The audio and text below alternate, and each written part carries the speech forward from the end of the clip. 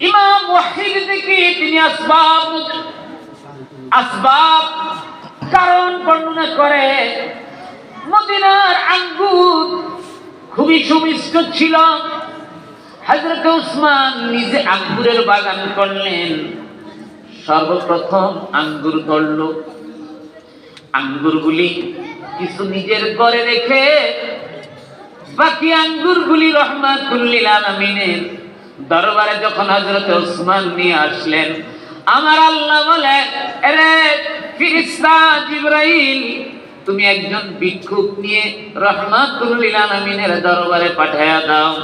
ফেরেশতা আয়েশা ভিক্ষুকের সুরতে বলে, ইয়া রাসূলুল্লাহ, আমি বড় অনাহারী, আমাকে আঙ্গুর খাওয়ার জন্য ইচ্ছা করতেছে, আপনি যদি আমাকে দিতেন। নবীজি পুরো আঙ্গুর দিয়ে দিলেন। সুবহানাল্লাহ।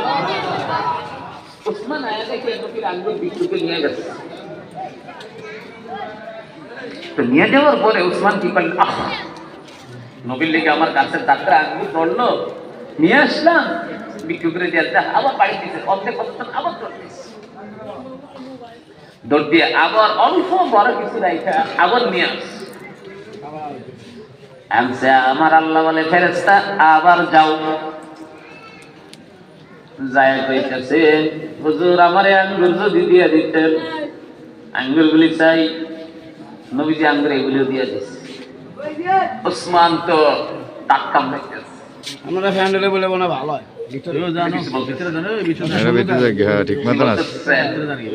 আমাকে পরাস্ত করতেছে, আমি যেন কিছু বলি লাইন দিয়ে ঠিকই আছে। আমি যাই হোক, আমি না বলে আমি কি করলাম, পুনরায় চলে গেলাম। আর যা আঙ্গুর আছে কেউ লিখে নাড়াইতে অল্প দুগা নিয়ে আসলাম। আল্লাহ বলে, ফেরেশতা আবার যাও। এবার গেছে, আর ইয়া রাসূলুল্লাহ, আমি ভিক্ষুক মানুষ, আমার আঙ্গুরটি খুব ভালো লাগছে, এগুলো যদি দিতে রাখি। নবী কন্যা আমার হযরত উসমান রাগ হয়ে গেলেন। ইয়া সাইল আনতা তাজর আম সাইল, ইয়া সাইল আনতা তাজর আম সাইল, রে তুই কি ভিক্ষুক না ব্যবসায়ী? তুই ভিক্ষুক না ব্যবসায়ী? আমার আল্লাহ আয়াত নাযিল করলেন, বন্ধু নবীজি, ও আমার বন্ধু নবী গো, ও আম্মা সাইলা ফালা তানহা, ভিক্ষুকদেরকে এইভাবে ধমক দিয়ে দৌড়াইয়া দিতে হয় না। এবার আমার নবী বলেছেন, এই আয়াত সূরা দুহার ভিতরে যাও লাগায়া দাও। কোন উম্মত বলে না, ইয়া রাসূলুল্লাহ, এটা তো মানতে পারলাম না।